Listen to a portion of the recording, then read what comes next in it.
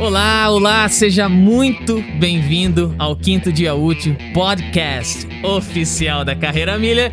Eu sou o Emerson Costa e na companhia da Fernanda Futada, a gente vai conduzir mais uma conversa hoje, hein? Ó, você que nos ouve, alguns recadinhos rápidos aí, tá? Vamos lá, se você estiver no YouTube agora, já se inscreve no nosso canal, ativa o sininho para receber as notificações.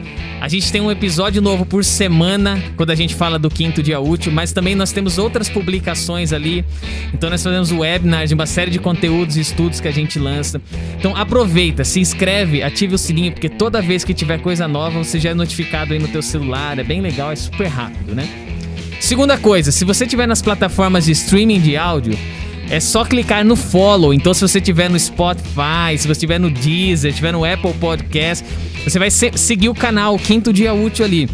Aí mesmo no canal, depois cada episódio que é lançado, você já também recebe notificação. É legal porque ontem a gente já lançou o episódio de... Aliás, isso é atemporal, né? Olha que engraçado, Entramos agora em Dark. Entramos em Dark aqui agora, porque a gente lançou um episódio aqui. Então, antes da gente fazer a publicação oficial, ele já tá lá. Então, muita gente já começa a curtir o episódio na segunda-feira.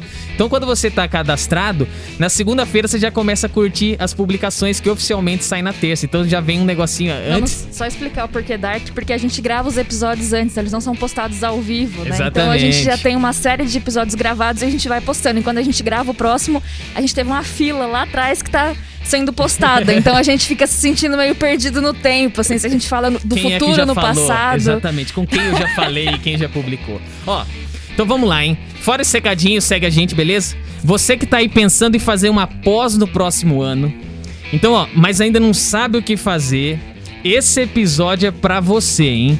O convidado de hoje tá nos detalhes finais ali pro lançamento de um curso. Na verdade já foi lançado, ele tá fazendo um ajuste ou outro, vai contar pra gente só uma pinceladinha ali do que falta, numa pós-graduação em remuneração, é focada em remuneração. Então muita gente de remuneração nos escuta, muita gente de recursos humanos, então às vezes você fala, pô, o que eu posso mergulhar? O que eu posso saber um pouquinho mais a fundo, né? Essa pós aqui é o que nós vamos investigar hoje com o convidado, vamos perguntar muita coisa pra ele, entender e deixar que ele nos fale também. Vamos conhecer esse escopo, o propósito que tá por trás desse lançamento. Aliás, falando do convidado, é um profissional que atua aí há mais de 20 anos na área de gestão de pessoas, construindo políticas de recompensa com foco em executivos, combinando essa questão de remuneração financeira e não financeira. Já foi executivo de RH de grandes empregadoras, enfim, sobra experiência. Seja bem-vindo, Alberto Mariani. Ô, mestre Emerson e Fernanda, muito obrigado pelo convite. Imagina. É um enorme prazer estar com vocês aqui. Espero, depois de ouvir a palestra do Daniel, Eloy, do nosso amigo Carlos Silva e também do Antônio Linhares, eu espero, assim, estar 10% deles. Você só teve professores fera, que eu escutei todas elas. Eu falei, meu Deus do céu, que responsabilidade manter o nível de debate que vocês estão trazendo pra cá. Legal, não, mas você vai com certeza, cara. A gente tem muito interesse em saber desse material que você produziu, porque um dos propósitos, assim, que nos move, cara, a gente faz esse canal, a gente produz as coisas pra transformar a vida das pessoas. E é a real, não é um clichê, não. Então, quando a gente vê pessoas que têm iniciativas pra desenvolver os outros, tá ligado? Pra colocar o cara um passo acima, a gente quer trazer realmente pra essa conversa, é por isso que você tá aqui hoje, sabe? Porque eu acho que esse curso pode agregar demais pra formação de profissionais, assim, a gente não tem dúvida disso. Que legal. Mas vamos lá, assim, vamos te conhecer antes, né, cara? Porque antes de falar de profissional, existe um ser humano, né? Por trás de qualquer gravata e por trás de qualquer camisa, hoje em dia gravata tá fora de moda já, né? Por trás de qualquer camisa, tem um ser humano. Quem é o Alberto Mariani quando desliga o celular, né? Ele fala assim, tô desconectado agora. Eu faço sempre uma brincadeira, não vou fazer. Quando eu desligo o laptop. Quem é você, Alberto? O que você gosta de fazer, cara? Poxa, eu falo assim, a minha vida, eu sempre, como o Antônio também, eu sempre gostei de estudar várias coisas, várias formas de ver o mundo, né? Uhum. E o que me ajudou muito foi isso. Então, a primeira coisa que eu posso te falar, eu sou pai do Robertinho, né? O Robertinho, uma criança de 2 anos, é uma fofura só, vou te falar que é a minha razão de existir. Eu jamais pensei que poderia amar uma pessoa como ele, né? sou amante de vinho, sou enófilo de carteirinha. A gente acaba tendo clientes, os meus clientes, eu lá Tecnoset, vinho sempre. A gente acabou se margeando aí no vinho, né? E também sou chefe de cozinha aprendiz, né? Então... Masterchef. Você vai estar em algum episódio do Masterchef cadê agora? O tempero? Eu vou te falar que o polvo, eu amo polvo, faço um polvo, aprendi com o chefe de cozinha Juliano, do Torero Valese, faço um polvo que todos os meus clientes pedem para fazer polvo e todos falam assim, olha, talvez um dos polvos que eu mais gostei na minha vida, né? Rapaz, que eu só comi uma vez, mas não curti muito. Quem sabe, acho que talvez eu comi o errado, hein? Tem que comer tem que saber preparar. Lá, Alberto. E eu gosto muito de conhecer restaurantes. Então, por exemplo, poxa, eu sou fãzaço do Claude. Claude é um cara que eu vou no restaurante dele, eu tento sempre ver quando ele tá lá para dar um abraço, que é um cara que cozinha muito, uma pessoa um Peraí, então já faz o marketing completinho. Onde é que fica o restaurante dele? O Ticlaude fica o Ticlaude de São Paulo, né? Que eu fui no Ticlaude Rio também, conheci ele lá no Ticlaude Rio. O Ticlaude de São Paulo fica no Itaim Bibi. É um restaurante topíssimo, tem um polvo com tucupi maravilhoso. A chefe Carol, que tá pilotando o restaurante lá, vale a pena conhecer. Leva seu vinho, que é um restaurante que vale a pena levar um vinho legal para tomar. Super aconchegante, e eu vou te falar, do mais. Então eu gosto muito dessa experiência. E também tem o Torero Valese, que é do Juliano, que é o chefe Juliano, que é um restaurante bem bacana também no Itaim, no Horácio Laffer, que tem um polvo que acho que é o melhor polvo que eu já comi na minha vida, e tem toda uma técnica por trás, né? Depois o pessoalzinho deposita aqui o cashback pra gente da propaganda. Boa. E além disso, eu falo dos esportes também, né? Eu gosto muito de tênis, eu jogo tênis, eu falo também, que não sou um tenista bom, mas a bolinha volta. Eu falo assim, quando você jogar comigo, eu não sei se eu vou ganhar de você ou de qualquer pessoa. Mas não vai fazer o cara passar raiva. Não, a bolinha vai voltar e vai suar. Vai suar. Vai suar porque vai ter que buscar lá fora do coisa ou não? Porque eu falo assim, eu sou um estilo fininho, né? O fininho do tênis brasileiro, né? Um gringo brasileiro, por sinal. E a bola volta, assim.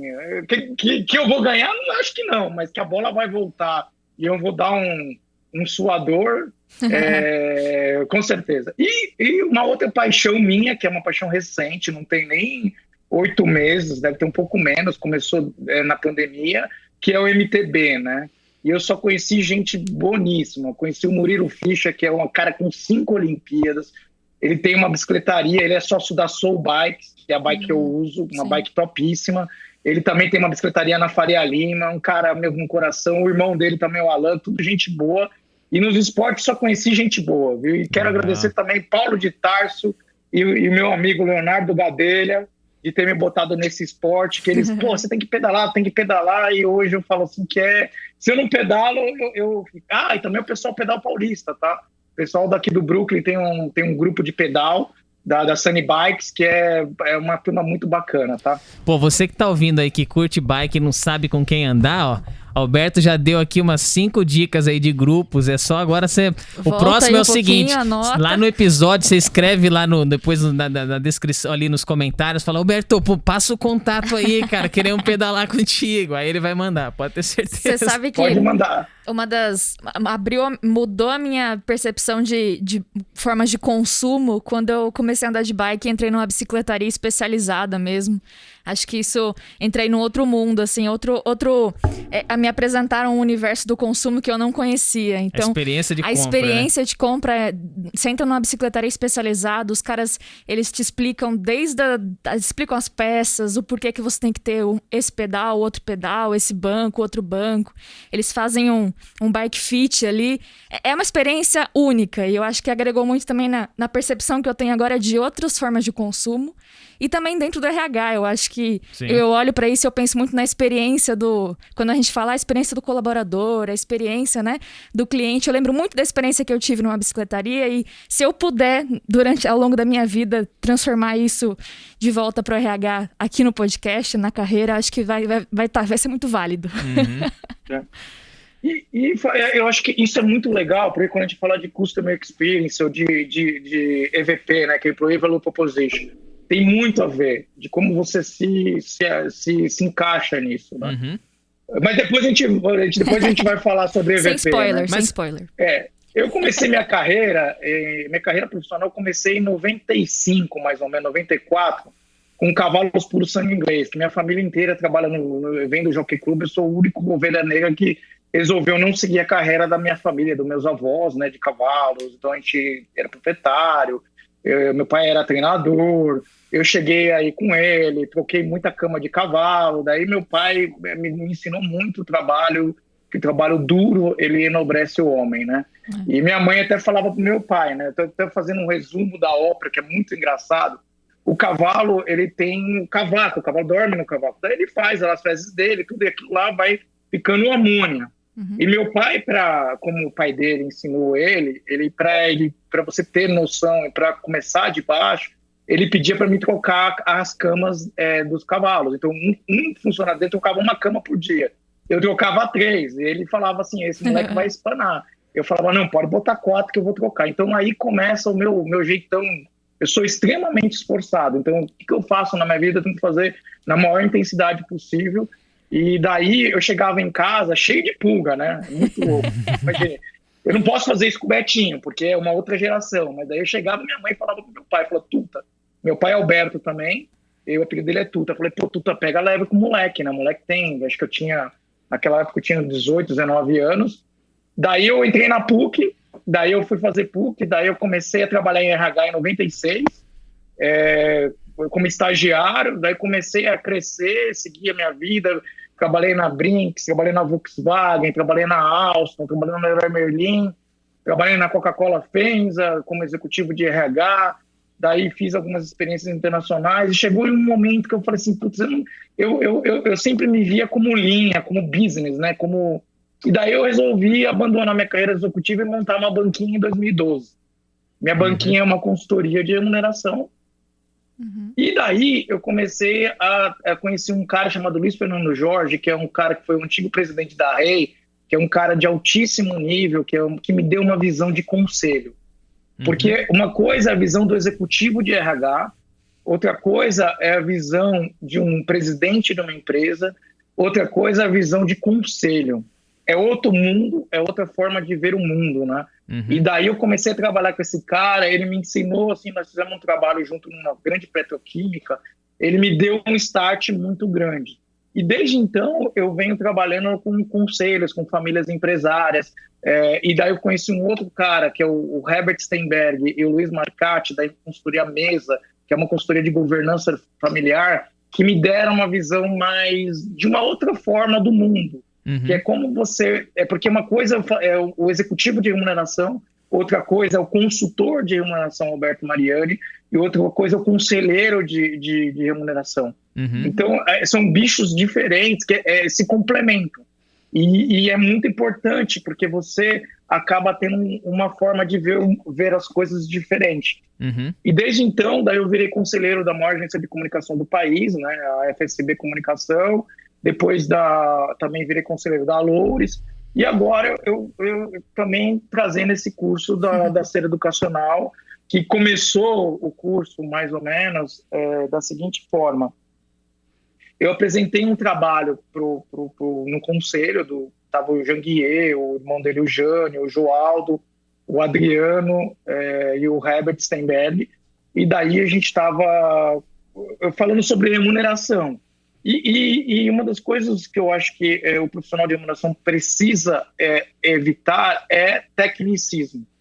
É simplicidade. A gente não precisa escolher... chega de aquelas complexidades de avaliação de cargo. Eu não sou consultor Mercer, mas eu discuto avaliação de cargo com qualquer consultor Mercer de qualquer lugar do mundo. Porque eu estava na Alstom e eu via que tinha algumas avaliações, o cara começou a trabalhar com uma coisa, eu falei, não, eu vou estudar, e daí vem um cara do mundo inteiro falar da Mercer comigo, eu falei assim, não, eu conheço, estudei, isso aqui eu concordo, isso aqui eu não concordo, por causa disso, disso e disso. Na REI, eu tive uma passagem na REI também como consultor associado, fiquei um tempo lá, mas como eu trabalhei com a REI 20 anos como cliente e depois como consultor, então a gente acaba conhecendo, eu falo assim, esquece tecnicismo. E daí eu tava na SER e eles, puta, Alberto, você é um cara bacana, você trouxe esse tema, que é remuneração de conselho, remuneração executiva, programas de longo prazo. Depois a gente vou fazer um parênteses sobre o programa de longo prazo, que o professor Daniel Eloy, que acho que é uma das referências no Brasil de longo prazo, tentar complementar, corroborar com ele uma visão que eu tenho de longo prazo. Vamos deixar um card aqui para você acessar depois o episódio do Daniel Eloy. Boa, porque eu vi, foi uma aula e ele me ensina muito. Eu falo assim, a gente a gente vai aprendendo um com o outro. Então, como que eu aprendo muito com o consultor da Mercy? A gente está lá tomando café ou pedalando, a gente está conversando e vamos se aprendendo, porque tem coisas que o Brasil é referência mundial. A gente é o NASA, muita gente não tem noção disso, e eu vou mostrar para vocês que é isso. E daí, o Adriano, que estava lá comigo lá na Server, falou, Alberto, você não quer montar um curso de pós-graduação de remuneração? Daí eu falei assim, topo, mas eu quero uma coisa pouco acadêmico e muito prático. Eu quero ter total autonomia de tocar o curso. E daí ele falou, Alberto, faça do jeito que você quiser, você tem plena autonomia. Daí a primeira coisa foi chamar meu amigo Carlos Silva, da World at Work, que também já esteve aqui também. Esteve aqui, que é um parceiro, mano, o cara conhece muito, porque uma das coisas que complementa o perfil de profissional de RH e de remuneração é atuar numa consultoria e depois atuar numa empresa. São perfis complementares o que também eu vejo muitos consultores têm dificuldade, que eles desenham uma Ferrari para o cliente, só que o cliente não sabe nem pilotar uma BMW. Então, muitas vezes, a gente tem que fazer um projeto transitório para depois chegar fazer um Golf bonitinho, depois ir para um carro mais elaborado, para depois ir para uma BMW, para quem sabe uma Ferrari. Porque, eu não sei se vocês lembram, mas na década de 1990 e poucos, as empresas tinham 10, 12 profissionais de remuneração. Conheço a história pelo Robson. Acabou, eu trabalhei na Volkswagen. Volks. Eu trabalhei na Volkswagen. Eu tinha 15 pessoas, eu tinha 10, 12 pessoas para trabalhar numa... Eu fechei a minha carreira cuidando da América do Sul inteira da Coca-Cola FEMSA. Eu tinha uma pessoa em cada país. Eram mais de 300 mil funcionários. É muito louco. E daí, daí falta a mão. Daí, por isso também, a importância do profissional de remuneração começar a ver, eu tenho conflito de interesse, mas eu vou falar, de terceirização, de coisas que não devem estar mais no cara de remuneração. Ele tem que aceitar e receber o negócio pronto. Sim. Mas ainda tem um buraco muito grande entre as consultorias e as empresas, né? E é uma das coisas. Então, resumo da ópera, falei do Alberto, falei do curso e, Mas isso aí, a gente quer explorar do curso, Alberto. Foi bom você já ter pego esse gancho, assim. Mas antes eu queria dar um parênteses. E a gente não é caixinha, né? A gente é assim, tudo misturado mesmo. Tudo misturado mesmo. Você sabe que eu queria fazer um outro episódio contigo depois, porque eu li o Dan Ariely e o Daniel Kahneman, dois economistas aí da área do comportamental. E, na verdade, o Kahneman é um psicólogo, né? Mas que ganhou o Prêmio Nobel de Economia. Eles falam muito sobre essa questão, voltando um pouco mais para esse lado que você está falando, né? Essa questão de recompensas, olhando para os executivos, mas eu acho que não vai dar para a gente ir por essa linha. Mas, se prepara aí, porque tem uma conversa bem legal e eu quero te ouvir. É assim, que eu aprendi no YouTube. Se você que tá ouvindo aí quiser esse assunto, comenta aí embaixo. Exatamente. Comenta aí porque é legal. A questão de remuneração de executivos, o próprio o livro O Capital, que a gente... esqueci agora. Esqueci o nome do autor aqui do Capital agora, tá na minha... Thomas Piketty. Ele trouxe um pouco desse questionamento. Será que os executivos ainda serão remunerados nesse século em que nós estamos agora, o século XXI, da mesma forma como eles foram antes? Né? Será que esse pacote de recompensas ele ainda vai ter o mesmo formato? O Thomas Piketty faz uma grande crítica à distribuição de renda, a forma como ela é, né? Mas, se você curte... Vamos dar um spoiler, só um spoiler, eu acho que é legal. Desculpa Diga. te interromper. Imagine que quem ganha muito bem na Europa, na França, ganha em torno de 10 mil euros de salário base, mais um bônus de 20%, então vai dar lá 100 mil a 200 mil euros, né? E quem ganha menos lá, ganha 3 mil euros por vezes 12, 36 mil. Então você pega lá Achado. 200 para 36, muito achado. Já no Brasil, os executivos eu faço pacote de 7 milhões Sim. para uma pessoa que ganha 1.500. Pois é. Então, mas assim, olha o spoiler. Eu vou chegar para o executivo e falar assim, executivo, vem cá, você vai ganhar 2 milhões agora, esse delta 5 eu vou distribuir para aumentar. Então, é uma questão antropológica, sociológica, Sim. psicológica, que eu vou te falar, eu não sei se eu tenho condições de pensar no futuro ainda. Uhum. Porque ainda é difícil. Como é que eu vou falar para um cara que ganha 7? Falar, não, assim, por causa do todo, nós vamos ter que... Então, é uma coisa que a gente começa a pensar como que a gente chega um plano transitório. Eu não sei ainda. Cara, eu sou doido pra conversar com alguém assim, né? Sobre esse aspecto. Então se prepara porque a gente vai fazer um episódio disso. Porque, ó, nessa crítica, por exemplo, que o Tomás Piketty faz... Uma vez eu fiz esse comentário num evento e uma pessoa chegou querendo me arrebentar. Do tipo assim, cara, qual é que você quer distribuir renda? E aí vai embora aí. Mas olha pro lance, por exemplo, vamos voltar pros esportes rapidinho. Vamos olhar pro basquete. Então quando você pega o LeBron montando um time, ou quando você pega, por exemplo, do Patriots, como é o nome dele lá? O marido Brad. Eu só sei Thomas da Jerry Brad. Bintin. Isso aí, o Brad, isso aí. Então, quando os caras montam um time, o que eles fazem assim? Cara, eu abro mão de um percentual pra ter um time legal. Porque um time legal me dá resultados. Então, eu abro mão aqui de algumas coisas que eu quero pra trazer outras pessoas mais fortes. Uhum. Entende que você tocou no ponto. Porque não adianta você chegar pra um cara e falar, você vai ganhar menos. Ganhar menos por quê? Qual é a relação que tem isso? Mas, cara, eu não sei, Alberto, e você já acha que já deu um ponto aí pra mim. Esse é um tema a ser discutido. Porque eu falei do Kahneman, porque ele diz assim, qual é a diferença de um executivo extremamente, que tá no topo de pagamento com relação à performance da companhia dele? Ele é o então, nesse percentual, ele é o grande responsável por isso, ou aquela companhia tem uma estrutura tão estabelecida que ele agrega, sim, mas sem ele, ela continua também funcionando. É óbvio que, se a gente olha pro time do Flamengo ano passado, pô, é um time que perdeu a Copa do Brasil, mas depois arrebentou, né? Pegou o Brasileirão e foi lá na Libertadores.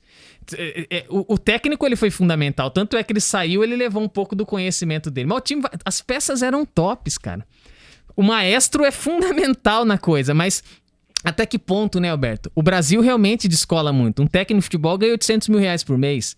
E aí isso dá briga com o jogador, porque bate ego pra caramba. Você fala, qual é que é, né? Cara, guarda esse tema, Alberto, porque eu acho que é tua praia, você comentou.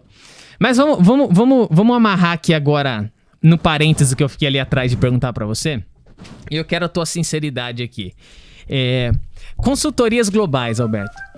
A carreira, quando nós nos posicionamos pra brigar no mercado, a gente olhou para algumas empresas que têm marcas consolidadas, você disse aí Rei, Mercer e tal, e falou assim, cara, eu vou brigar marca com esses caras? Não, a gente tem algumas especialidades que a gente bota muita força.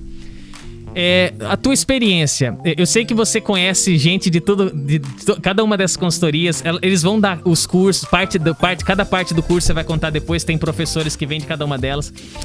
As globais, elas estão evoluindo nesse ponto, porque às vezes quando você fala de estruturação de cargos e olha para alguns métodos, eu vejo, vou fazer uma crítica, eu acho que muitas pararam um pouco no tempo, da década de 40, um método que a gente olhava muito intrínseco. Qual que é a tua visão sobre isso, antes de falar do curso? Eu sou meio polêmico, tá? Bem-vindo. Eu falo aquilo que pensa e essa é a minha independência, tá? O que acontece? O mercado de consultorias globais, ou o mercado de consultoria em geral, cada vez está se consolidando. Então, as grandes estão se juntando e talvez vai ser o caminho de grandes players. Uhum. O que acontece com o cliente? Por exemplo, o cliente hoje, ele quer uma consultoria. Por exemplo, tem vários diretores de marketing que ficam malucos, porque tem o cara de PR, tem o cara de digital, tem o cara de marketing, tem o cara de brand. Ele fala assim, não dou conta, é muito horas que tem de... Então, cada vez mais tendencia a se juntar. Uhum. Só que as grandes consultorias, agora falando um pouco mais, você pega a Booz Allen foi comprada, se não me engano, pela Price, teve alguma... Tá tendo essas consultorias de estratégia sendo incorporadas, então o mercado está muito isso mundialmente, que a gente vai sofrer, mas eu não sei se vai ser 1, 2, 3, 5, 10, 20 anos. Então eu acho que vai se consolidar. Uma das coisas, falando de consultoria de remuneração, existe uma coisa, pensando como business, essa visão agora eu estou vendo como conselheiro business. Existe uma certa proteção deles, das metodologias que foram montadas.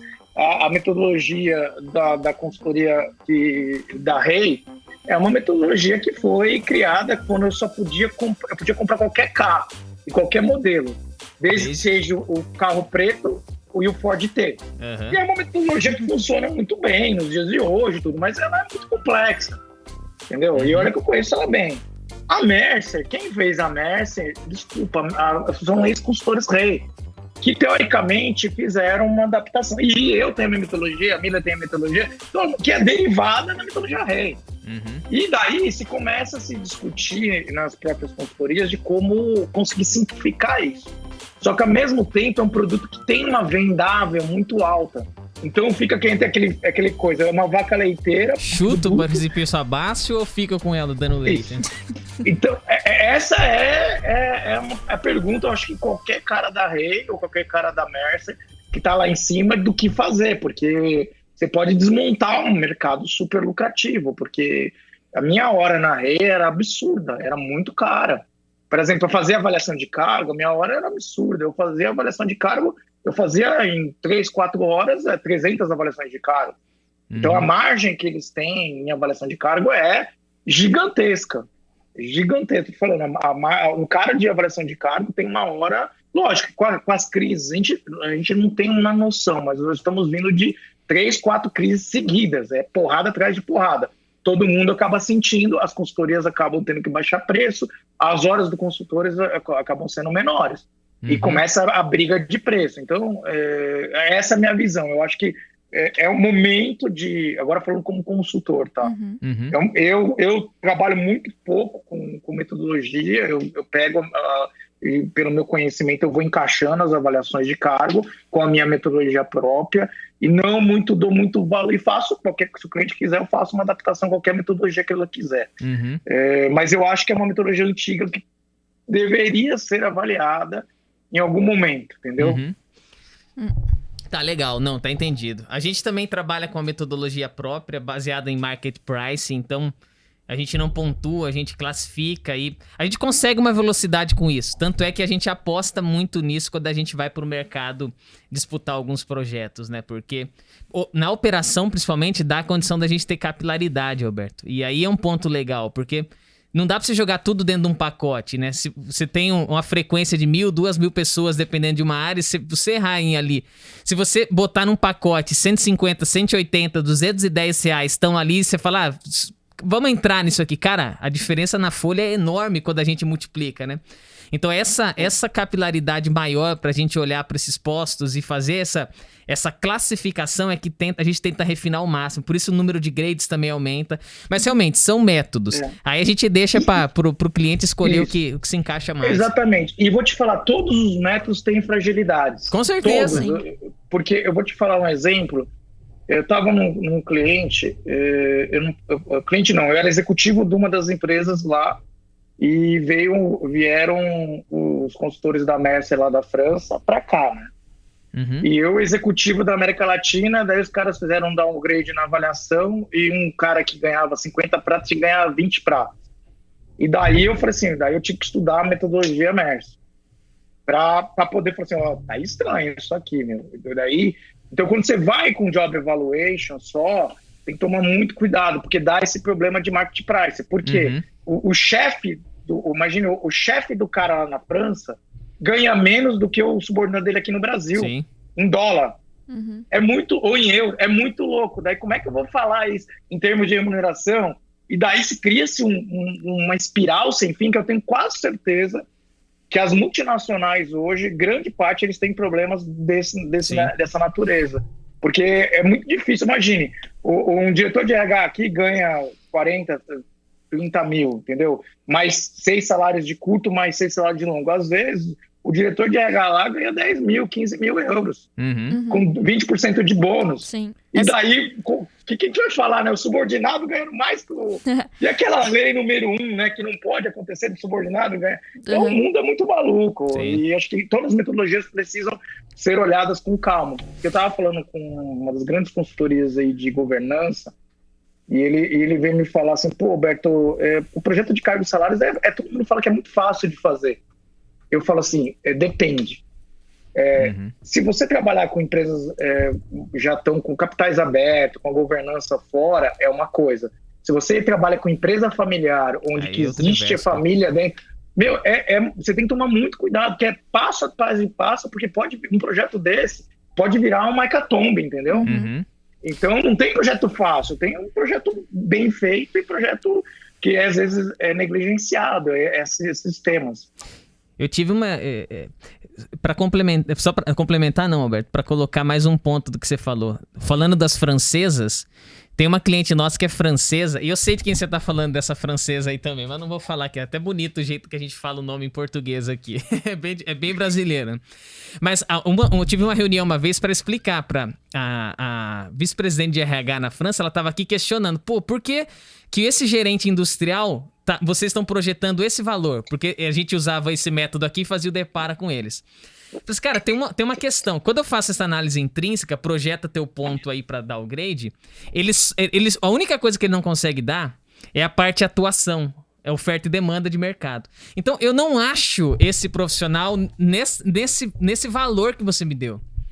Aí, quando você faz a correlação, é possível que realmente o profissional aqui esteja ganhando mais lá. Aí eu te pergunto, esse movimento de trazer o pessoal de fora pra cá pode ser um meio pra isso, né? Você falou, não, então traz um gerente industrial daqui, bota ele no Brasil, o cara vai ficar, porque não tem como, cara.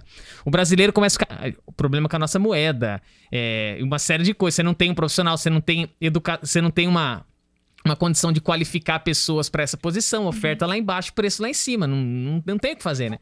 É normal, então, trazer de fora? Você sente muito isso? Depois nós vamos para familiar antes de falar final do curso. Sim. Você pode empatriar e expatriar, né? Sim. O problema de expatriar é que sai mais caro. Então, no final das contas, fica com o brasileiro. Você vai ter que pagar brasileiro. escola de filho, casa, assim, tudo é opção. Eu quero fazer um job rotation, que eu sou a favor da expatriação. Só que eu vou te falar, nas empresas que eu trabalhei, talvez eu também não sou o melhor profissional do mundo, também eu tenho N defeitos, né? Todas as empresas que eu trabalhei que quiseram me expatriar, ou seja, me patriar, eu iria com um contrato local.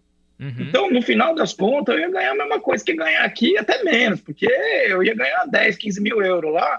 Porra, sem pagar aluguel, pagar tudo, eu falei assim, eu não vou, mas o desafio, eu falei, desafio legal, pode ser legal, mas assim, tem muita coisa para pesar, né? Daí eu falei assim, vou para França, vou para o Reino Unido, desafio legal, mas assim, vou passar perrengue. Eu falei assim, tava já com 35 anos, já consolidado aqui no Brasil, com essa pensativa de montar uma consultoria, de seguir minha vida. Então, é legal a expatriação, sou super a favor. Só que, a expatriação é muito mais caro, porque quanto custa um colégio internacional? A matrícula é 70 pratas, 10 mil de mensalidade. A conta não fecha. Sim. Eu dou risada. Mas assim, e não é essa empresa que você está pensando, que o nome é interessante. Eu trabalhei nela. É a outra que eu trabalhei. Gente, que suspense. Leroy. Esse tema que a gente está falando aqui, inclusive, é uma das disciplinas da pós, né, Alberto? Exatamente. Conta das... Desculpa, Alberto, fala aí, depois eu falo. Não, termina, pode falar. Não, porque daí eu já ia emendar contigo. Falei assim, então vamos lá, vamos pras disciplinas. Porque pra quem tá ouvindo, a gente fala, a gente não tá devaneando. Não, tudo faz parte. Não, faz parte por quê? Porque eu acho que você vai ter muitas discussões como essa. O parênteses da empresa familiar, nós vamos deixar pra outro. Mas esse é mais um tema que eu também queria explorar contigo, porque pra mim é sempre uma luta. Uma luta no sentido bom, quando vem uma empresa familiar e fala, cara, preciso profissionalizar essa parada. Tem muito do que você faz. E aí pro cara de remuneração é difícil, porque eu preciso pegar na mão de um cara que não tem nada disso que a gente tá falando, dos fundamentos. Então não adianta, tem que falar a língua do cara, é quase que explicar de remuneração pra minha mãe e pra minha avó. Que ela fala assim, se eu não entender o que você faz, meu filho, não adianta, você não vai vender pra ninguém, né? Valeu, E eu acho que é um dos motivos do profissional de remuneração que ele tem dificuldade de explicar isso. Entendeu? Porque assim, ele vai se esconder num tecnicismo, e o tecnicismo é a famosa caixa preta, entendeu? A gente tem que abrir isso de uma forma lúdica, de uma forma simples. Sim. E a pós-graduação, não sei se o Grupo Ser Educacional é um grupo, muito lindo. Ele é de Recife, tá? Eu conheci o Janguier. O Janguier era um engraxate e morava, se não me engano, no interior lá de João Pessoa. E daí ele fez um curso da datilografia que mudou a vida dele. Ele fala de todas as palestras dele, né? E daí ele, com acho que 14, 15 anos, super inconformado, veio para Recife. Tinha um tio lá que tinha um escritório de advocacia e ele falou, daí o tio viu ele datilografando e contratou ele. Daí, conclusão, ele daí fez direito, passou lá, montou um cursinho para passar no Ministério Público, teve uma puta de uma aceitação, botava todo mundo, conseguia fazer com que as pessoas profissionais entrassem no Ministério Público. Daí ele montou a Uninasal, e daí montou esse grupo Ser Educacional. É um cara, imagine um engraxato que está na Forbes, então um cara lindo, com uma alma, uma áurea linda. É um cara assim que eu vou te falar. E é o Grupo Ser que tá dando call aí na Laureate Brasil, que é dona da Embi Morumbi e da FMU, para aquisição de Davi comprando no Golias, né? Porque a Laureate no Brasil é maior do que o Grupo Ser Educacional. É verdade. E daí a pós-graduação surgiu. Primeira coisa que eu falei foi aquele histórico que eu falei da parceria. Daí depois eu comecei a montar, daí eu conversei com muita gente. A Fátima Marques, que foi presidente da REI, vários diretores de RH, porque uma das coisas, todo diretor de RH que me procura, fala assim, tem muita dificuldade com remuneração. Tem muita dificuldade, meus profissionais têm muita dificuldade, remuneração é muito... Em todas as empresas que eu trabalhei, eu sempre fazia um curso de remuneração para todo mundo que queria fazer remuneração. Sim. Desde Alberto, o BPO... e rola uma paradinha assim, porque o cara não pode dizer a fraqueza dele, certo? Pô, eu tô numa área que eu vou dizer que eu não conheço um subsistema da qual eu sou diretor. Aí rola muito disso, né? Então você precisa sutilmente falar, bora fazer um curso, né? Mas sem dizer assim, não é que você precisa, vamos reciclar, você tem que dar um termo diferente, não tem, cara? E até na Leroy Merlin, eu vou falar, por isso que agora é uma coisa mais tranquila. A minha chefe era a Julieta Nogueira. Beijo, chefa. Amo ela de paixão. Acho que ela foi a primeira pessoa que me mandou embora, mas eu amo ela de paixão. Eu nunca tinha sido demitido. Inesquecível, mas inesquecível, né? Você foi demitido, mas eu amo ela de paixão. Vou mandar uma notinha para ela, falou que eu falei dela. E daí a gente tinha uma missão de formar a equipe dela de RH em remuneração. E eu fiz curso, tudo, mas tem muita gente que tem resistência para remuneração, assim, porque é uma área chata. Eu vou te falar assim, daí que eu faço? Eu pegava um avião com uma pessoa. Eu ia do lado da pessoa e falando sobre remuneração. Então, o curso BP de RH, ou cursos executivos de RH. E uma outra coisa que nós fizemos, que eu achei muito bacana, antes de falar do curso, que eu recomendo todos os profissionais de RH e todos os profissionais de remuneração fazerem, levar o seu comitê executivo à casa dos seus funcionários. Para entender, por exemplo, eu peguei o Alan Equibauer, o Marcos Lima, todo o pessoal ao lado, e nós fomos visitar as casas dos funcionários, que às vezes são em comunidades. E daí nós vamos ver você humaniza o processo, que existe. Né? Isso. Que é mais que hoje. Hoje, então, que você botou todo mundo em casa, vai trabalhar lá. Que condição esse cara tá lá, E aí você tá colocando né, a mesma régua ali, achando que tá todo mundo trabalhando na mesma régua. Ali próximo a Faria Lima, não é, Você sabe cara? que quando a gente ficou sabendo dessa pós, ficamos muito felizes, eu particularmente também, porque eu acho muito importante, agora eu vou falar um negócio assim, talvez soe um pouquinho polêmico, mas as pessoas que estão em remuneração, elas não nasceram, é muito difícil alguém que nasceu em remuneração, né? As pessoas vêm de outras áreas. Eu escolhi, eu quero ser de remuneração. Ninguém nasceu, nenhuma criança, quando você pergunta o que você quer ser quando crescer, eu quero ser consultor de remuneração. A não ser que seu pai tenha sido um consultor de remuneração e você o admire muito. Mas nenhuma criança diz isso. Então não é algo como ser professor, médico, astronauta, sei lá, qualquer coisa assim, né? Então a gente precisa ensinar essa paixão por essa área já quando a roda tá tá ali do carro andando e as coisas acontecendo, às vezes perrengue, situações difíceis, pandemia, né? Então, como é que você transmite essa paixão por uma área que o cara não vem naquilo do coração dele, da infância e da aspiração, né? E após, eu acho que pelas disciplinas, que agora você vai falar um pouquinho também, elas inspiram também um pouquinho, não só esse tecnicismo que você falou da caixa preta, tal, da gente desmistificar um pouquinho isso, mas também de disciplinas relacionadas a coisas que inspiram essa paixão pela área, né, Roberto? Exatamente. O que a gente quer, eu acho que vocês só conversaram com pessoas apaixonadas por remuneração. O Antônio Linhares, o Carlos Silva, o Daniel Eloy. A gente é apaixonado por remuneração. Eu nunca, mesmo como um executivo de RH, eu gosto de remuneração, entendeu? Eu gosto porque eu acho que hoje extravasa. O profissional de remuneração, com as novas disciplinas de EVP, etc., acaba virando... Tudo se conecta, entendeu? Não dá para pensar em remuneração. Mas assim, precisa ser apaixonado. E apaixonado é simplicidade. E na pós-graduação, a primeira disciplina que vai ter é entendendo remuneração de uma forma lúdica. Ou seja, nós vamos montar um restaurante. Eu trabalhava numa das maiores empresas de bens de consumo do mundo, né? E daí a gente criou uma metodologia que a pessoa vai montar um restaurante. E nessa montagem do restaurante, ele vai ter o curso de remuneração. Por exemplo, montar um restaurante precisa definir o organograma. Daí ele vai precisar contratar um gerente de um restaurante. Daí eu levo um cara da Ambev para ele ama o cara da Ambev, o cara é amigo dele, só que descobre que o cara ganha lá X mil reais. E daí o restaurante dele não tem receita. É para contratar um cara desse. Como que pode ser resolvido, entendeu? Partnership, equity. Daí, e começa, aí o organograma. Motoboy vai ficar subordinado ao restaurante do gerente do restaurante. Como é que você monta o organograma? Como é que você descreve os cargos? Depois, como é que você avalia? Que tipo de mercado você vai escolher? Mercados de restaurantes AAA ou mercado de restaurante? Qual que é o meu tipo de produto? Daí, como é que eu consigo trazer dinheiro novo? Porque o segredo de programas de remuneração é trazer dinheiro novo. Onde que o meu cliente me ama, me contrata, é que eu trago dinheiro novo. Eu falei, esse dinheiro não existe. Nesse caso, vai ser contratação do MEP, que vai trazer vinhos de alto poder aquisitivo, que vai trazer nova receita. Então, como que o profissional de remuneração tem que ver o negócio?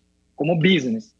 E toda empresa, então, um grande ensinamento que eu poderia passar para vocês e para todo mundo toda empresa que eu trabalho, por exemplo, assim, eu tenho uma construtora que eu fui nas obras. A primeira coisa que eu quero é visitar a obra. Eu fiz projeto para todas as grandes construtoras. Eu visitei Giral, Belo Monte, de pisar no barro lá e ver, que eu aprendo aquele negócio, que eu quero ver como é que eu consigo ajudar esse cliente a ganhar mais dinheiro. Entendeu? Um outro exemplo, recentemente eu estava na Praia Grande, tem uma obra de um cliente meu lá, estava visitando obra. Na Leroy Merlin, eu fui bater, porque eu estava com um problema na logística de todas as lojas lá, porque a gente tinha um turnover muito alto no auxiliar de logística. Eu fui bater pallet. Bater pallet é pegar aqueles porcelanato grande, desse tamanho, aqueles grande mesmo. Daí, conclusão, no outro dia eu fiquei afastado, porque eu não conseguia andar, né? Mas beleza, tudo bem. Mas a gente resolveu o problema de turnover da Leroy Merlin. Quando eu cheguei lá, o turnover era para cima de 50%. Eu deixei lá para 26%. Nós fizemos 26% a 30% de turnover, que no varejo é muito bom. E eu lembro até, numa loja de São José dos Campos, o turnover era 100%. Eu entreguei com 40%. Por quê? Trabalho. Você conhecer o processo e a parte de inteligência de RH também é muito importante, que eu vou falar para frente. Então, essa primeira disciplina é montar o restaurante. Depois vem uma disciplina que chama-se People Analytics, ou Indicadores de Gestão de Pessoas. É uma disciplina extremamente relevante para você ver quais ações você vai tomar. O Elton Moraes, que é um das autoridades no assunto da Mercer, vai trazer esse assunto, mas só dando um spoiler. Como que na Leroy Merlin que eu consegui reduzir o turnover? Descobrindo quem era meu turnover, qual o cargo, qual a idade, o que eu fazia, do que para quem. Porque não adianta você dar um programa de ações para um auxiliar de logística que vai para uma empresa, troca de empresa por R$50, porque o cara ganhava lá naquela época 800 pratas. E tem que saber o que move o cara, isso aí, né? Tem que ser um pouquinho de CSI também, né? Exatamente. E uma outra maluquice que acontecia no varejo, a gente põe um repositor, um auxiliar de logística bonitinho, que é o cara que gosta de estar na loja, gosta de arrumar as coisas, de conta, põe ele para bater pallet. Meu, o cara não vai ficar no segundo pallet ele pede demissão. Então, a gente tem que tem que escutar o que ele quer. E não dá para botar o cara de bater pallet também na frente da loja, porque o cara tá sujo. O cara é aquele cara mais forte, mais simples, que não sabe falar. E daí vem o perfil. Então, por isso que a gente também tem que entender que no Brasil não existe um colégio de comércio. Não existe um colégio de logística específico. Na Europa é muito comum, cara, eu quero ser comerciante, eu quero trabalhar no varejo. Existem escolas de varejo lá na Europa. Aqui não. Então o cara, normalmente os vendedores, eles são por opção. Talvez por N motivos, entendeu? Então, e é isso que eu acho que o professor de alimentação, e isso que nós vamos passar nos cursos, para tentar dar essas pistas para ele, que não tem fórmula do bolo. Essa questão que você falou do varejo, a gente fez uma série especial do Futuro do Trabalho, né, com o Ricardo, e a gente leu um material da União Europeia que tinha capítulos específicos para comércio, para varejo. E isso reforça muito como eles têm essa capacitação, né, voltada para esse mindset, né, de... É realmente uma visão diferente. Outra profissionalizar, coisa... né? Você tá falando, profissionalizar uma empresa familiar, pensar no negócio de uma forma muito mais estruturada, profissionalizar a área de serviço, né? A gente precisa disso pro negócio como um todo. O Brasil dá um passinho pra cima, né? Isso que você tava falando até agora aí, de você ir descer lá na fábrica e conhecer, e conhecer a casa do cara, e, né, da gente sair um pouquinho ali de trás do computador, desmistifica um pouco aquela ideia do cara de remuneração atrás da planilha, né? Que o cara fica assim, planilha? Eu vou fazer remuneração, eu vou trabalhar em remuneração, eu tô ali no meu computador, atrás da planilha, fazendo aqui Não, cara, você tem que levantar, você tem que rodar a empresa, você tem que conhecer os processos, você tem que conhecer as pessoas, mais importante do que isso, né? Duas coisas, né? Um é ficar atrás da planilha, saia da planilha e vá para outro software que dá indicadores mais rápidos. E segundo, né? Bota a mão na massa, né, cara? E outra, isso também eu vou falar para você que é uma das grandes... Eu tenho altos paus com diretores de RH e com profissionais de RH. Eu falo assim, pô, como é que você não conhece o seu negócio? Como é que você não vai... Saia da holding, entendeu? Saia do dia a dia da holding, porque... Infelizmente, assim, a gente está falando de EVP, que é Employee Value Proposition, está falando de coisas lindas, mas as empresas têm muita empresa muito tóxica ainda. Sim. Então, e nesse momento de pandemia, a gente vê a sociedade tá entrando em parafuso, a gente vê num trânsito um querendo subir em cima do outro, então é muito louco. Então as empresas também, eu tô te falando, uma das principais empresas de consumo do mundo, que eu tenho um grande amigo meu que trabalha na área comercial lá, sofreu assédio. O cara é diretor dessa empresa, sofrendo assédio de vice-presidente.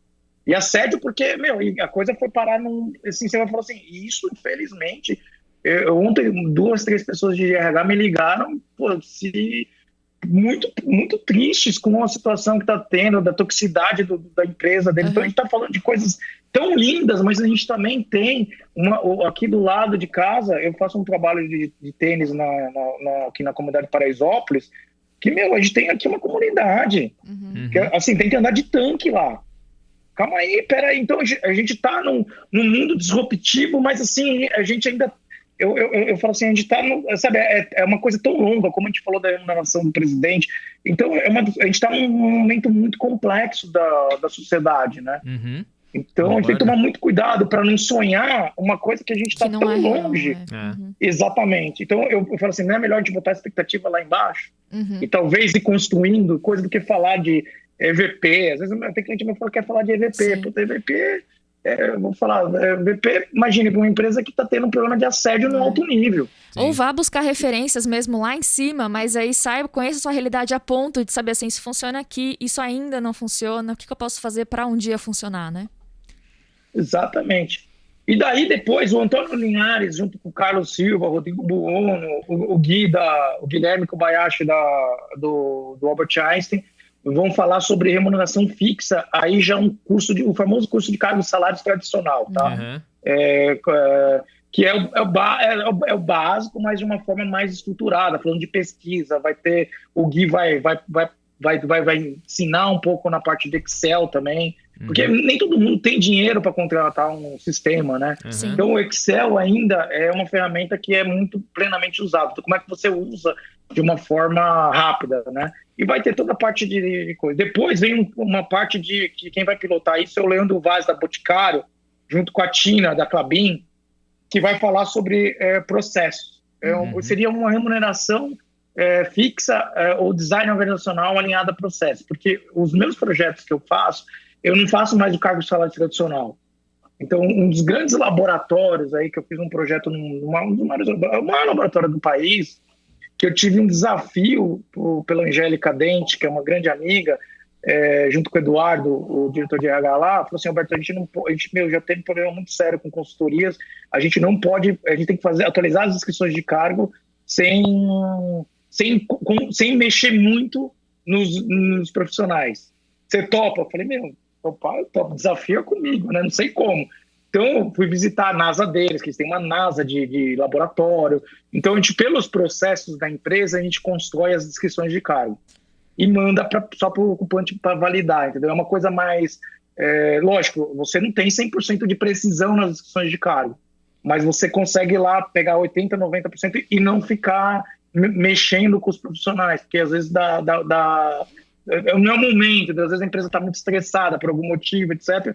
Então, esse é um trabalho que nós vamos fazer, um cargo de salários, mas pensando em processo. Então, já é um cargo de salários mais elaborado, precisa ter uma visão maior de negócio. Nesse ponto, Alberto, a Tina acho que vai ter contribuições, porque no caso lá, Klabin, cara, a gente participou disso. E aí tá um pouco do nosso método Salary, de olhar para o processo e você transformar aquilo em possibilidades de cargo, não criar essas possibilidades e sem envolver o time, né? Então você faz isso, cara, com barulho zero, bicho. Que é o time de gestão que trabalha com a gente, mapeando esses postos, complexidade, pra gente saber, cabe família 1 e 2, não cabe 3, cabe júnior e pleno, não cabe sênior, né? Então, cara, eu acho que vai ter uma contribuição bem legal, porque nesse aspecto a gente, lá com a Tina, principalmente, né? E o que a gente puder contribuir, digo de novo pra você, viu? Tamo junto. Mas onde eu vou ter carreira em Y? Carreira alta, né? Não dá para ter uma carreira alta, por exemplo, eu sou uma empresa, por exemplo, uma consultora de avião. Eu não vou ter uma carreira alta numa área de facilities, por exemplo. Entendeu? Sim. Eu tô chutando bem assim, mas assim, onde eu vou ter carreira alta? De engenharia, eu sou uma empresa de engenharia. E muitas vezes cria-se estruturas para comportar gente. É isso aí. E daí tem que tomar cuidado, porque isso depois tem que parar em pé. E daí às vezes não para. Então, são discussões muito relevantes que a Tina, grande Tina, pedala também. A Tina vai pedalar. Ela tá meio aposentada, mas eu vou botar ela no pedal. Top. Tá? E daí vem uma disciplina que eu mais gosto. É remuneração variável de curto prazo. Eu vou falar que eu amo fazer remuneração variável. Quem vai trazer? Rodrigo Buono, da Mercer. A Fezinha Abiléu, Fernanda Abiléu, da How to Pay. Grande psicóloga. Eu vou te falar, ela é uma das maiores referências de remuneração no Brasil.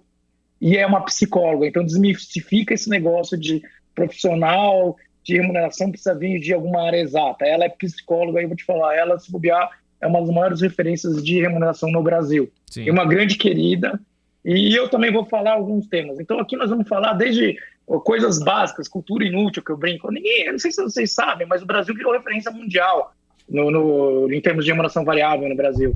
Seja ele em complexidade de programa, seja ele em múltiplo de salários. Quem foi responsável por isso?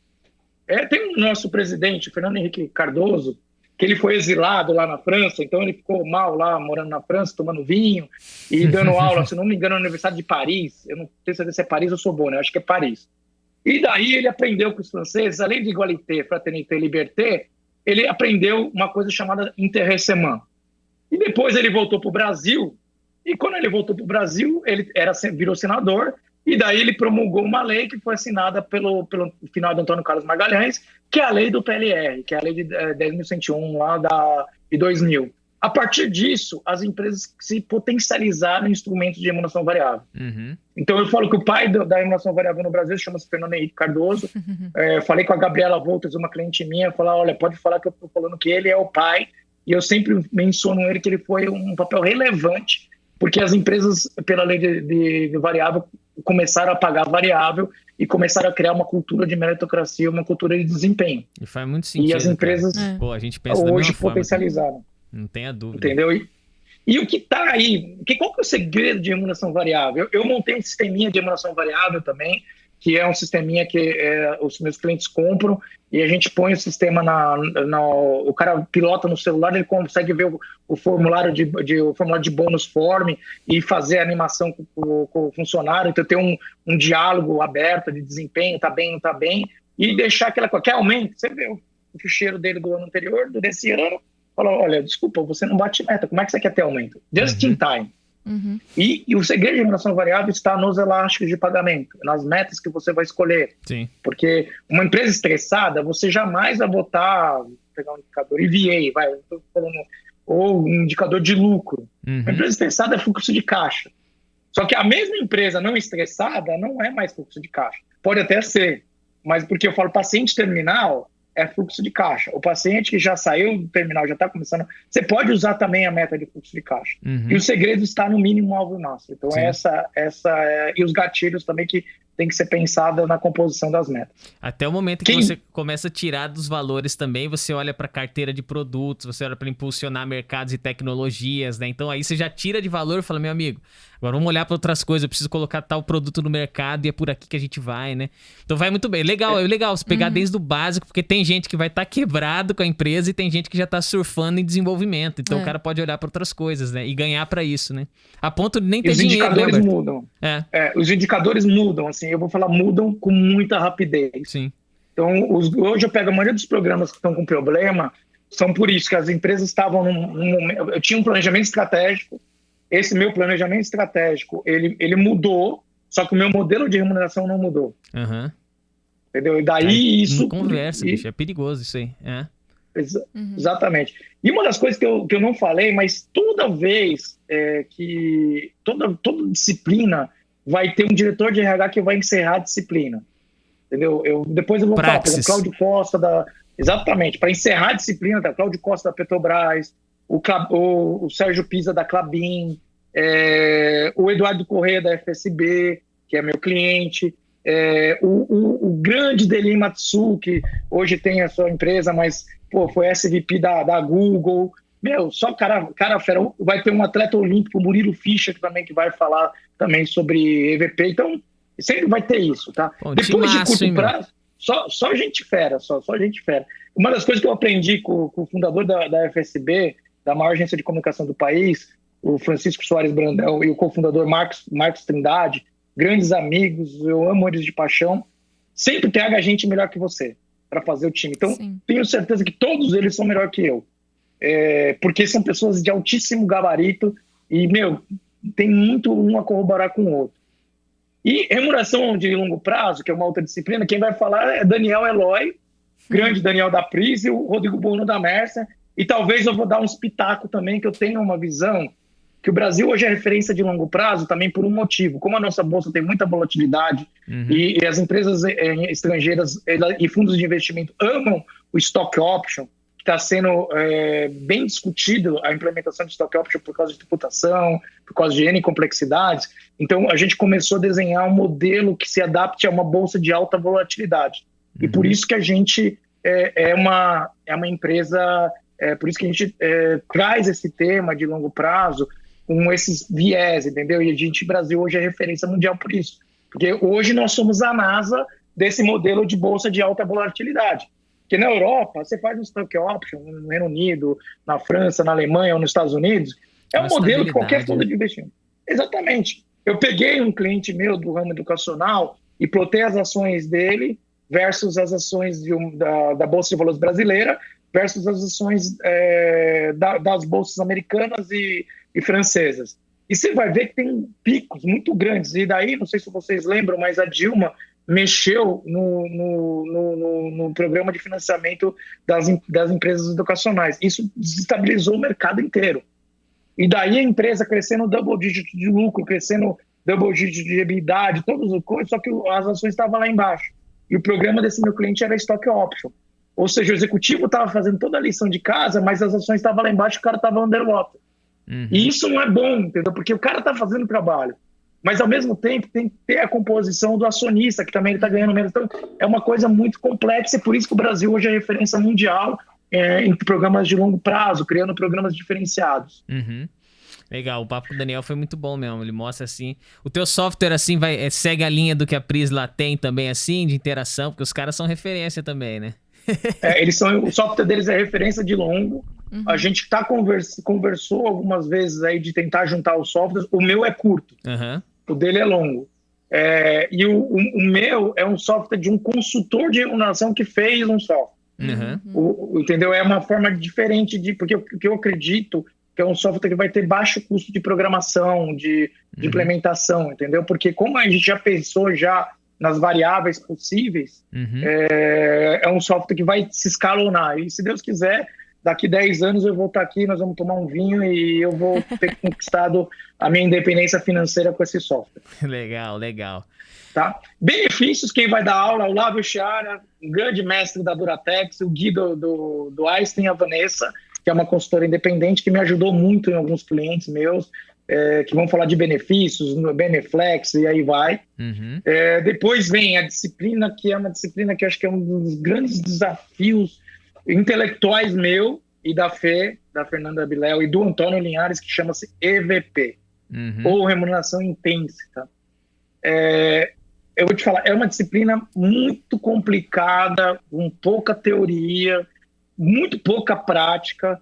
A gente está montando, eu estou estudando, estou pensando do que eu vou levar, porque a gente tem que talvez trazer algo muito mais teórico, mas eu queria tentar... e aí, como é que a gente pode fazer uma coisa básica? Aquela coisa, eu quero fazer uma Ferrari, mas não adianta fazer uma Ferrari, talvez a gente tenha que fazer um Fusquinha. E eu já estou feliz com o Fusquinha funcionando perfeitamente. E é esse que é o meu grande desafio e eu estou pilotando. Quem você acha que são... Quem você acha que são empresas no Brasil hoje que surfam bem nesse tema? Que conseguem botar os significados e as pessoas entenderem isso? Você tem não sei brasileira, tá? Pode falar multinacional, que às vezes está aqui. Eu estou trazendo dois, o diretor de RH da Bayer e o gerente de EVP da Bayer para falar sobre o case dele da Bayer. Tá? Dá para falar eles vão falar de ESG. ESG está muito conectado com EVP. Mas a gente tem empresas bacanas. Só que eu vou te falar, qualquer empresa que eu te falar, uma coisa, eu não conheço a cozinha deles, entendeu? Porque às vezes, eu te falar, esse meu cliente de bens de consumo, que não é meu cliente não, é uma das maiores empresas de bens de consumo do país, do mundo, que o diretor da área comercial tá puto da vida com o que tá acontecendo o assédio com a chefe dela, que é uma vice-presidente. E você fala assim, é uma empresa que com certeza eu falava que é EVP, que faz EVP. Só que, putz, é muito louco. Então, eu te juro que eu não sei ainda quais são, vou estudar. Mas, assim, no Brasil, eu vejo que talvez nós temos a Klabin, tem um trabalho legal, bem feito. Talvez a gente tenha... Quem mais que eu posso falar? Que eu conheço bem. Assim, que eu posso falar referência, talvez a Klabin, que eu vejo. As papeleiras, no geral... As papeleiras têm algo interessante de EVP, só que às vezes a gente tem que tomar muito cuidado, porque existem muitas empresas que falam de EVP, mas assim, na cozinha tá pregada na diferente. Parede, né? Tá pregado na parede, mas não tem nada a ver na... Pois é. Então eu posso falar pelos livros e eu falo assim, pelos livros e pelo que esse conteúdo que trabalha é muito legal, entendeu? Mas assim... Eu só acredito, eu sou igual ao São Tomé, preciso ver para crer, entendeu? Porque às vezes é só... E a gente tem algumas empresas Great at Work que estão saindo agora, várias empresas, Merlin e tudo. Duratex também tem umas coisas legais que eu acho que pode falar, que tem um pouco de EVP, mas assim, acho que a gente vai ter que estudar mais, aí eu vou ter que bater mais papo com os colegas para entrar no dia a dia e talvez eu vou sair de lá. Nessa disciplina, a minha expectativa é muito pequena, porque eu quero trazer uma teoria. Infelizmente, vai ser talvez uma das poucas disciplinas que a gente vai ter mais teoria do que prática, porque é um assunto muito ainda pouco explorado. Mas tem muita gente que fala. Mas você sabe o que eu acho legal disso, da teoria, Alberto? Porque eu não descartaria como um ponto negativo, porque principalmente nesse tema, né? Quando você joga um case pro cara, o cérebro do sujeito, o sistema 1 ali tende a falar assim, deixa eu dar um Ctrl+C nessa parada. Mas não é isso, cara. Quando eu olho pra essa parada de valor, olha pra uma empresa familiar. Eu já tive muito pau, assim, pau no sentido bom, porque você vai discutir os valores que aquele cara tem na cabeça como dono, você fala assim, mas deixa eu botar... Cara, esquece pegar... Tenta interpretar daquilo, transformar aquilo como uma realidade e falar, é assim, meu. Quem não concorda, pode sair.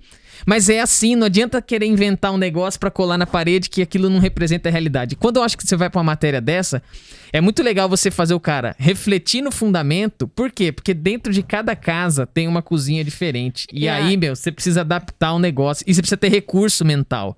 Você não adapta só com o case, você adapta com o recurso e fala assim, se não der certo por aqui, eu posso ir por aqui, por aqui, por aqui. Mas conhecer as outras 3 opções fora o caminho do case, é isso que você tá propondo, eu teoria, acho que cara. essa questão de valores e tal, a gente tem um caminho mais curto que você pode investigar qual é o valor que já existe ali, porque em toda empresa existe um valor, uma missão já impregnada ali, sendo ela pública ou não, sendo o que tá na parede verdadeiro ou não, ela existe e é sentida por todos, a gente não pode ignorar isso. Esse é um caminho mais curto, investigação, eu vou descobrir qual é a missão, qual é o valor daquela empresa.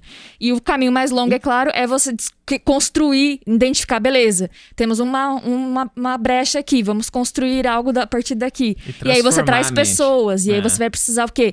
Trazer pessoas que tenham o mesmo tipo de pensamento, mesmos valores e tal, pra construir, e aí é um processo mais longo. Né? Aí é metanoia.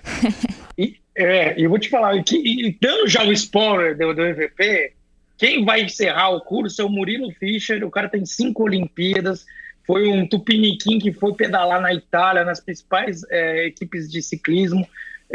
Nesse meu hobby de MTB, que é mountain bike, né? Eu conheci ele, é uma história linda, um grande amigo, estamos tomando vinho, papiando, e ele vai falar sobre o que traz um atleta de alta performance. É dinheiro? Com certeza não. Com certeza. Então, ele vai trazer esse jeitão dele de um atleta olímpico, que ele ganhou dinheiro, com certeza. Uhum. Mas assim, ele nunca pensou em dinheiro, ele pensou em outras coisas. Sim. Só que ao mesmo tempo, a gente tem uma maluquice aqui, que a gente não consegue parar de trabalhar, né? É muito difícil, você pega quantos por cento da população pode parar de trabalhar e fazer uma coisa que ele gosta e ficar um tempo sem receber, ficar um ano sem receber. Então, assim, ele vai dar umas pistas que eu acho que é aí que tá um case, porque eu vi um case da NBA, de um cara falando da NBA, e eu acho que talvez a gente vai achar EVP algum fio condutor por aí. Sim, eu concordo. Eu acho que dá pra aprender muita coisa, cara. Pô, vai ser maneiro isso, hein, meu? Então, como é que vai ser? Presencial, distância? Eu não sei se você acabou o escopo, eu quero só perguntar. Daí tem avaliação de desempenho, quem vai dar aula é o Jaume, que é um consultor, um catalão Barça, risca Barça, Jaume. É um cara que foi diretor de RH, foi consultor rei no Brasil e fora do Brasil. A Paula Jimenez, que é uma ex-consultora rei do Canadá, também trabalhou com a gente aqui no Brasil e está como diretora de remuneração num banco canadense. E, por último, vai ser princípios de ESG. Quem vai dar essa aula vai ser a Débora Mello Souza, que é da consultora Laganacá, que é doutorada no tema e vai trazer o case da Baia. O curso vai ser uma pós-graduação EAD ao vivo e também nós vamos trazer partes da pessoa fazer o service. Então vai ter aula, gente no mundo inteiro dando aula, o Deli vai estar nos Estados Unidos, tem gente no Portugal, tem gente no Canadá, tem gente aqui no Brasil, tem gente em São Paulo, no Rio. Então é um curso que vai ser via EAD online. As aulas vão acontecer na sexta-feira à noite e sábado de manhã. Nós estamos estimando 440 horas de curso, pauleira, em torno de 18 meses de disciplina. Tá. E o preço também está super bacana. A gente tentou fazer um preço, acho que precisa dar uma olhada no site da Uninasal, que é só botar Google, Uninasal Ser Educacional, pós-graduação de remuneração, já aparece lá a primeira coisa. Se vocês estiverem no YouTube, tá na descrição aqui embaixo o link pra... Se não tiver, corre lá que tá lá. Ou digita aí o que o Alberto falou. E a gente está esperando, estamos começando a captar alunos, né? Provavelmente vai acontecer essa pós no próximo ano, 2021. Então, logo a gente tenha uma captação que a gente acredite razoável, a gente já começa a turma.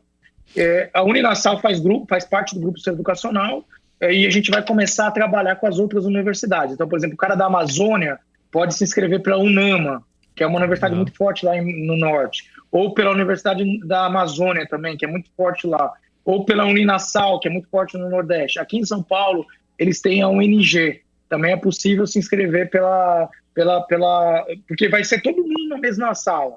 Só que o diploma vai sair de acordo com a inscrição. Exatamente. Entendi. Pô, legal, cara.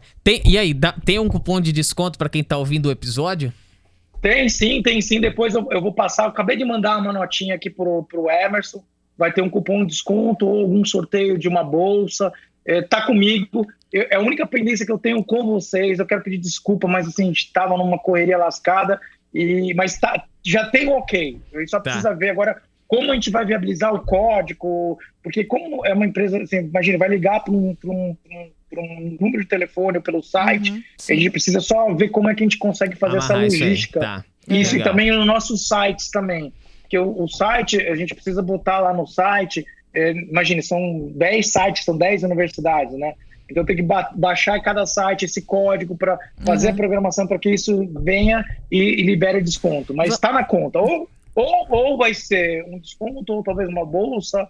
A gente está pensando nisso. Vamos combinar assim, então, que assim que a gente receber isso de vocês, a gente coloca na descrição também do YouTube, porque daí fica registrado lá. Sim. Então, independente do momento que você estiver ouvindo esse podcast, corre lá no YouTube.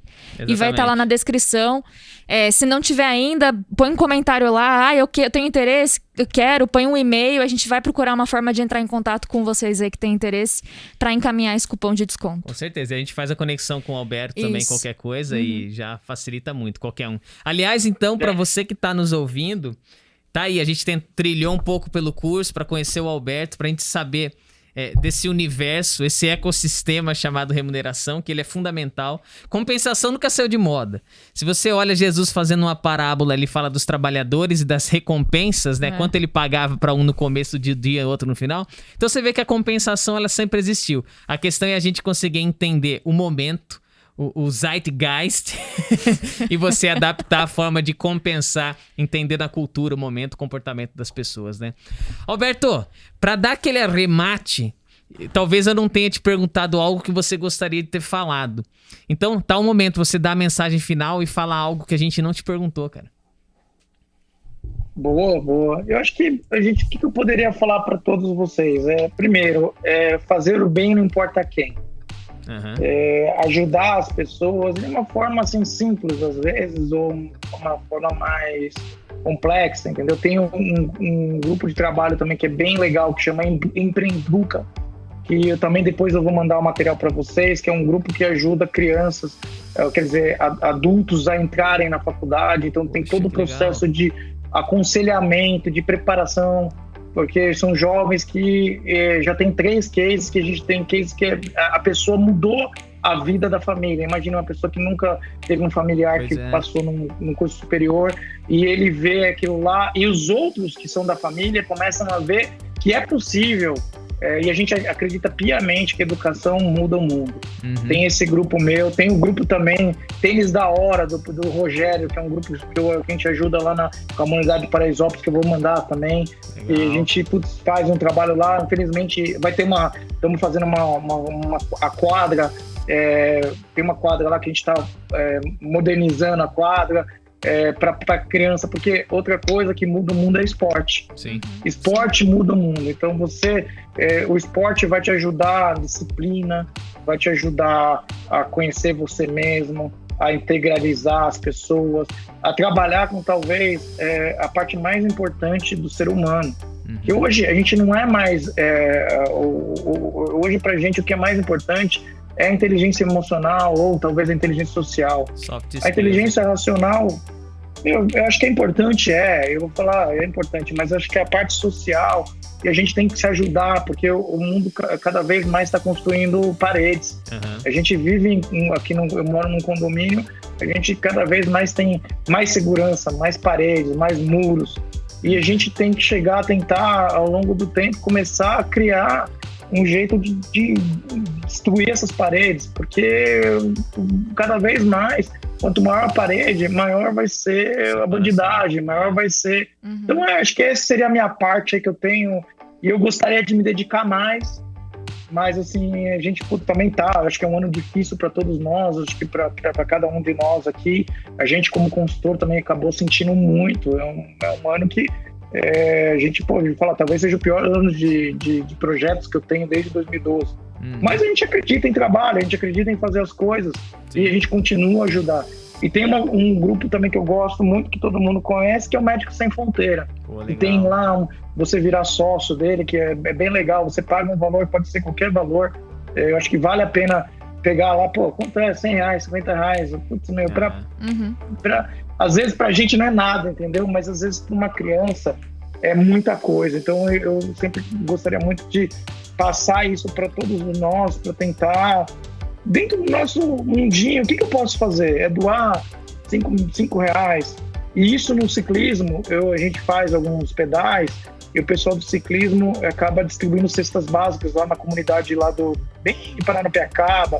Tem comunidades bem simples, eles levam lá, tudo, a gente come numa casa deles. Então, acho que é isso. Como é que a gente pode ajudar o mundo, né? Então, eu acho que um pai melhor, ser um filho melhor, ser um amigo melhor e ser um ser melhor. Com certeza, cara. Isso aí. Pô, Alberto, com certeza, você tá fazendo um trabalho muito legal. Não à toa aqui a gente tá ouvindo você sobre esse curso, que eu primeiro quero desejar que seja um sucesso. Eu sei que você tá se empenhando, não só você tá com um timaço para que ele seja realmente. Você que tá nos ouvindo e quer se inscrever, eu acho que é uma grande oportunidade para você fazer muitos questionamentos, né? Para você repensar muito a forma como você trabalha, porque quando eu olho para essa esfera remuneração, eu olho para um negócio tão amplo, cara, que eu falo, cara, isso aqui me ensina demais. Vários lugares eu olho para certas coisas e tenho inspirações, não é um negocinho muito fechado. Eu acho que a grande possibilidade que vocês vão trazer é expandir, assim, a mente de todos. Parabéns pelo trabalho, sim. Alberto. Eu desejo muito sucesso nesse curso.